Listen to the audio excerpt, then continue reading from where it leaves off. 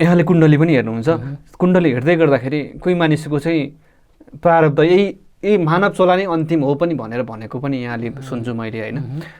त्यो चाहिँ कस्तो कस्तो मानिसहरूको अथवा कुण्डलीहरू हुनेहरूको त्यसलाई चाहिँ शनिबाट अगाडि हामीले हेर्नुपर्छ, शनिको पोजिसन हेर्ने। शनिबाट उता केतु छ भने कर्म सिद्धिएका कुण्डलीहरू हुन्छ क्या, त्यस्ता कुण्डलीहरू अथवा त्यस्ता व्यक्तिहरूको यो लाइफमा खासै कर्म गर्न आएको हुँदैन, उपहार गड गिफ्टेड जस्तो हुन्छ। उनीहरू चाहिँ आनन्दले बस्ने, यहाँको जगतलाई हेर्ने, यहाँको लीलालाई हेर्ने, बुझ्ने, लाइफ चलिहाल्छ, काम गरे पनि चल्छ नगरे पनि चल्छ होइन। हामी त भ्रममा छौँ नि त, मैले चलाएको भन्ने भ्रममा छौँ। अस्तित्वले आफ्नो गर्ने काम त गरिरहेछ, नेचरले प्रकृतिले गरिरहेछ भनेपछि हो। ती टाइपका मान्छेहरू चाहिँ यो लाइफमा लिबरेट हुन आएका मान्छेहरू के, ती मुक्त हुन आएका मान्छेहरू होइन। ती खालका मान्छेहरूले चाहिँ यो चिजहरूमा चाहिँ अभ्यास गर्ने, बुझ्ने, यो सबै चिजहरूमा यो के चिज हो, जगत कसरी चलिरहेछ होइन, मानव चोला कसरी चाहिँ फर्मेसन हुन्छ, अनि फेरि बार बार यो धरतीमा आउनुपर्नेको पर्पस के रहेछ भन्ने कुरातिर चाहिँ उनीहरूको चाहिँ